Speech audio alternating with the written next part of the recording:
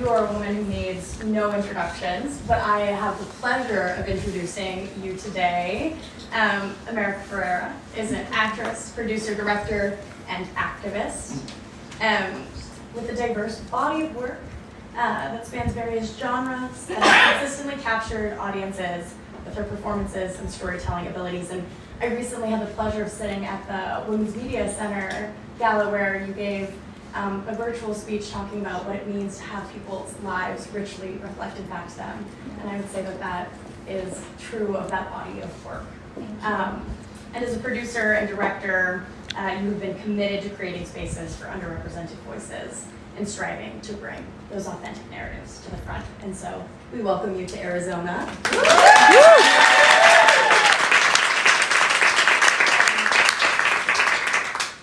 So we center ourselves here. It's hot outside. There's a lot at stake coming this November. And I know everyone in this room wants to know from you, what do you think is on the line? What should folks know at home? What should folks know here in Arizona and across the country? What's on the line in November? Well, there's a lot on the line in November. Right. First of all, hi, and thank you so much for having me in this beautiful home and for being here using your incredible platform. I mean, I don't think there's anything that deserves our attention more right now than what's going on, and Arizona matters. We know Arizona always has the opportunity to decide the outcomes of elections, and so we're here. There's a lot of us in Arizona, and some of you constantly, day in and day out on the ground, keeping sustained dialogue with communities that are so deeply impacted by the outcomes of these elections. And top of mind for me, if you can't tell by my shirt,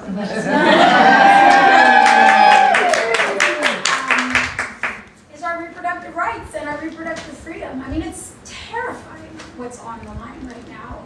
Arizona's been on the front lines of Trump's attacks on reproductive freedom with the current ban that is creating chaos and confusion, which is particularly harmful to communities who depend on places like Planned Parenthood for all of their sexual and reproductive health care.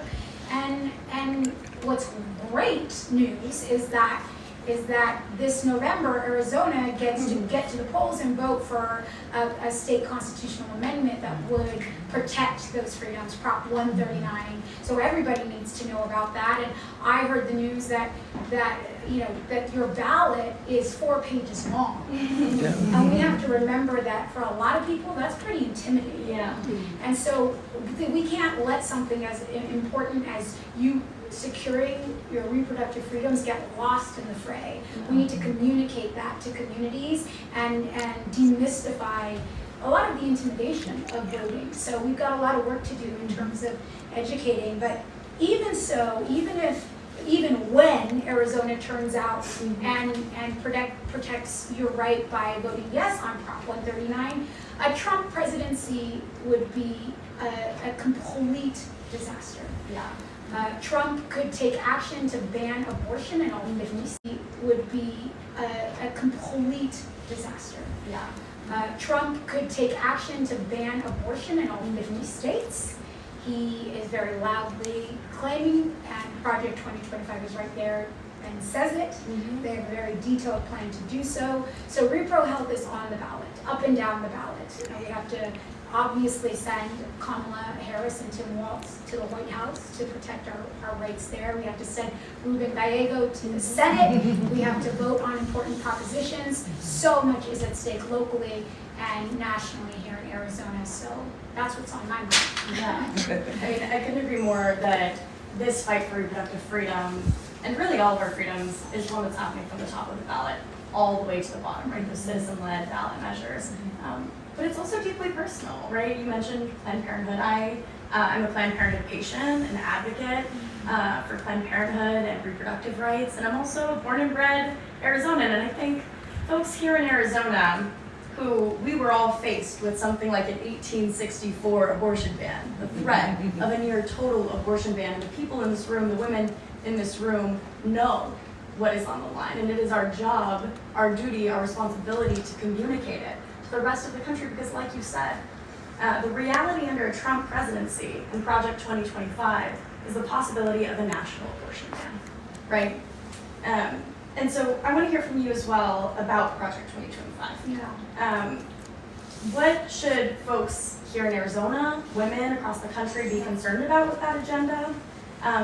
And, you know, we know that policies that affect women affect our families. So what should our families be thinking? Yeah, and affect our economy, and affect our climate, and affect everything we care about. That's absolutely right. And I think one of the scariest parts of this moment is they're saying the quiet part out loud. You know, the part where you're like, well, they would never do that. But yet they're telling us they're going to do it. And we should believe them when they say it, when they say it out loud. Project 2025 promises to use every lever of federal government to attack women's reproductive rights. Trump and Vance want to eliminate abortion in all 50 states without the help of Congress. They want to limit access to birth control. And they want to prosecute doctors who would send or receive abortion medication in the mail. They're telling us exactly what their plan is, and for it to be enacted would be an incredible devastation and nightmare for women here in Arizona and across the country. And as you said, would have ripple effects on all the issues we deeply care about. Yeah, you're so right to say that, you know, when we talk about abortion, it's not just one issue. It is an issue of economy, right, as well. It's about women reaching their full potential. And when we look at something like Project 2025 that seeks to restrict, I mean, the basics, contraception, exclude things like Plan B, emergency contraception for no cost coverage under the AC. I mean, this is extremism to the highest degree. And it's deeply unpopular, which I think is something we should note, that the folks in this room, we are the majority, right? They are an extremely loud minority, and we're going to show them that come November, for sure. Another question for you. Donald Trump and J.D. Vance, they've been out there on the trail, running their mouth, you know, as they tend to. How do their comments make you feel about what policies Trump and Vance would propose for women? And how does this presidential election affect reproductive health care, sort of going a little bit deeper on things like contraception, IVF in Arizona? Is there any comments that have stood out to you, really jarred, you know, they're saying the quiet part out loud? I think that the truth is they're not going to stop there. If we think that, I mean, not that any of us want what they're saying to happen, but that's not the limit to where they're willing to go. Women's rights and women's well-being is a target of theirs. I mean, they go so far, J.D. Vance has gone so far as to say that women should just stay in abusive marriages. So where does it end? Where does it stop? You know, I think that they are out there running their mouths, but they're also out there telling us what they plan to do. And we need to listen. And we can't roll our eyes or just make jokes about it. We got to vote. Right. And we got the memes aren't enough. The memes are not enough. We've got to vote, and we have so many days till registration deadline, so we have to be out there registering every last person to vote. Early voting begins October 10, 11, 10? 9. October 9th. That's right. No misinformation no here. That's absolutely right. Early voting begins then, so it's really important that we get out to our communities at early voting and try to get some of those blockages that keep people from voting on election day out of the way. So we have work to do, and there is so much. You know, yes, we have to show up because the picture of what the nightmare that could materialize in a Trump-Vance administration is devastating. But also, we have so much to hope for. We get to vote for Kamala. Bring us there. We get to vote for Kamala Harris and Tim Walz, folks who have spent their entire lives protecting us and protecting these rights. And so, for me, I'm hopeful. I'm energized. Yes, we can talk about what's scary and what we're afraid of, but we also have the power and the potential to make sure that our future is the one we want for ourselves, the ones we want for our babies and everyone coming after us. So we got to go to work. That's what we We've have got to to get do. to work.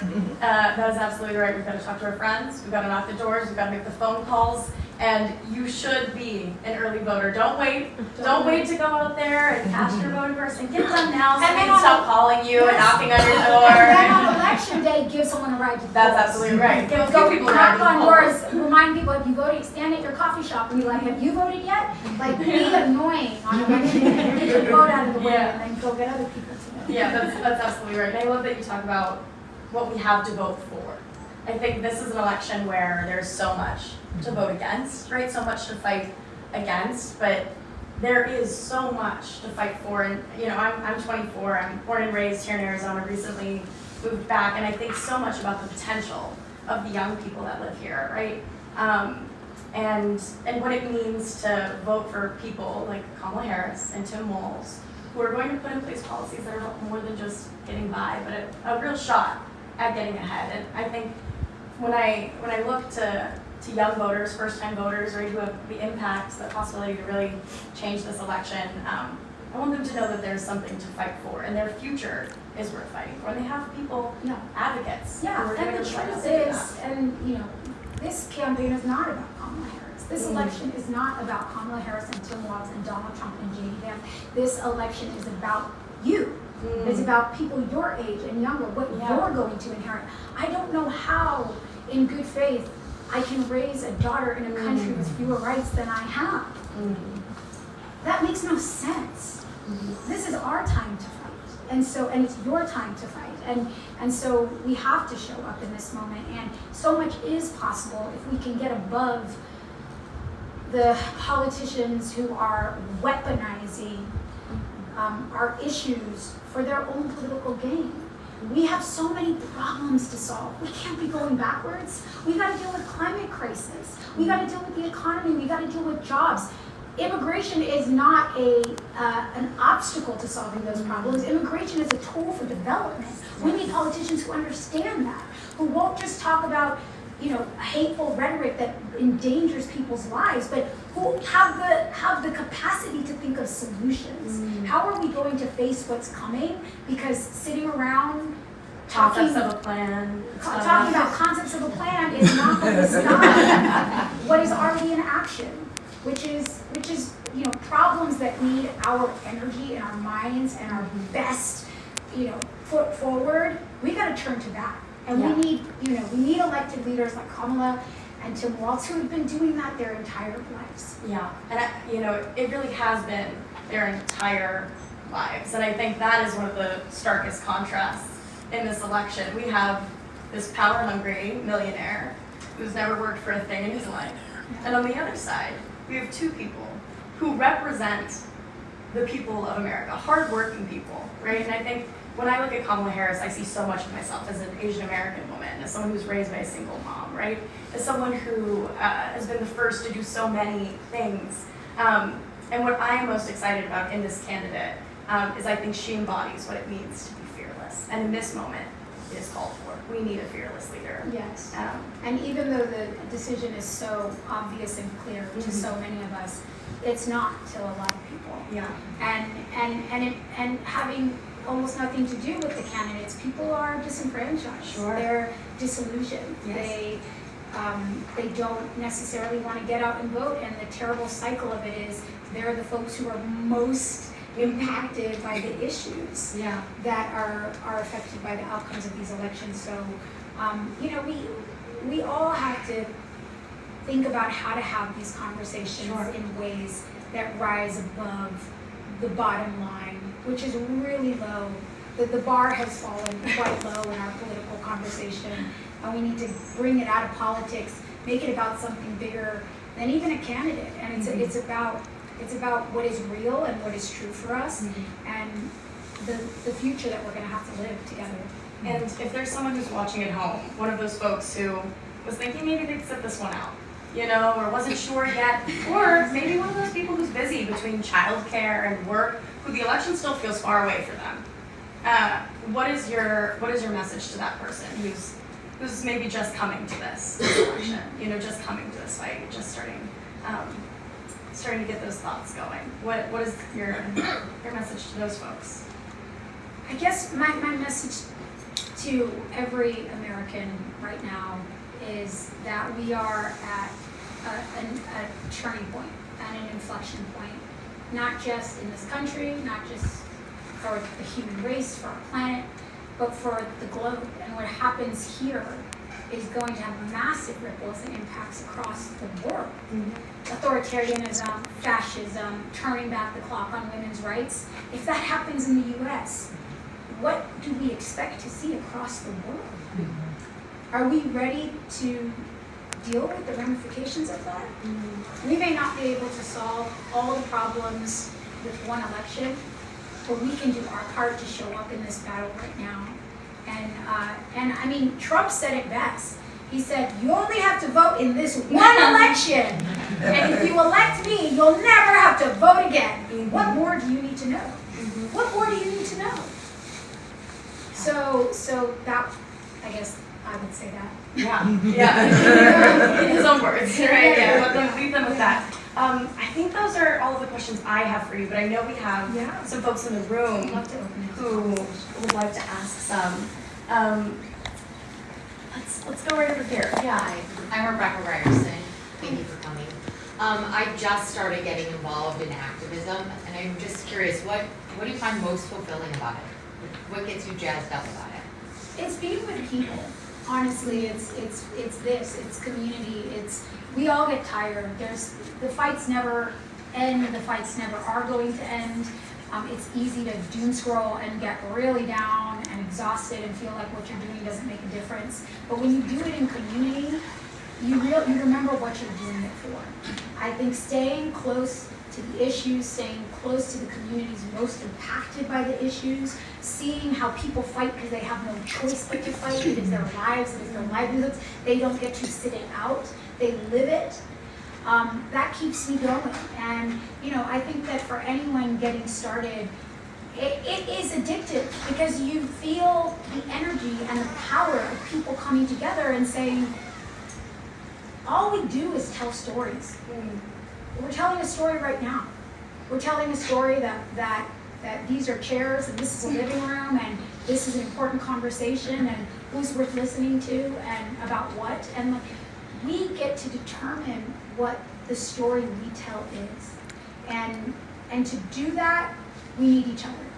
And so I would say to you, keep going and make sure that you have, even if it's just one other person that you're out there knocking on doors with, you'll keep each other in the game when you're tired and one person gets to sit it out. I remember Kamala saying after the 2016 election when she was just elected to the Senate, when so many people in the movement were so devastated and scared and tired of fighting for their own safety and protection, knowing that so much was ahead to fight.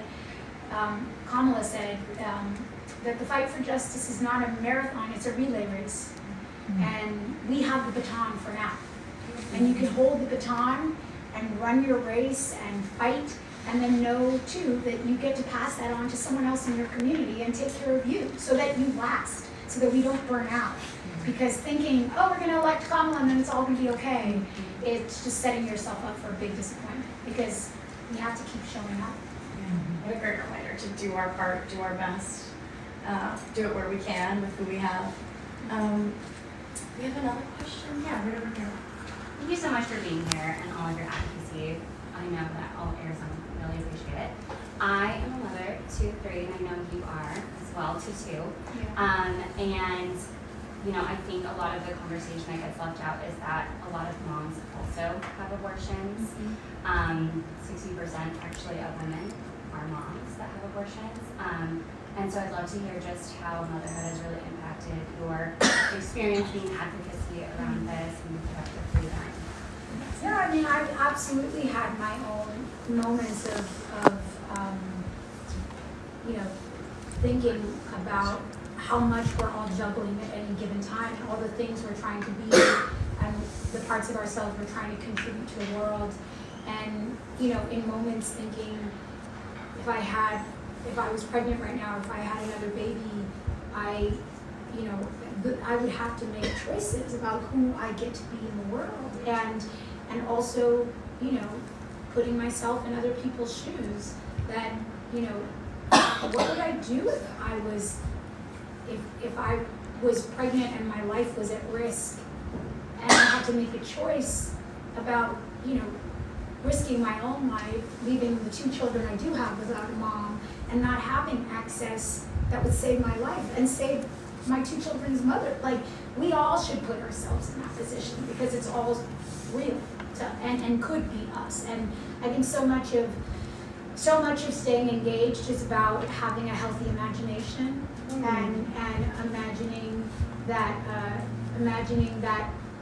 what is a headline is actually people's lives, and what looks like a number is actually, you know, somebody's pain or somebody's joy. And so I think, you know, as a mother, you can't help but use your imagination. Even when we want to turn it off, we're constantly imagining the worst and the best and all of it. So yeah, it feels deeply personal to me, even though I know I'm at the top of the privilege scale. You know, it doesn't escape any of us. That's so absolutely right. And I think we all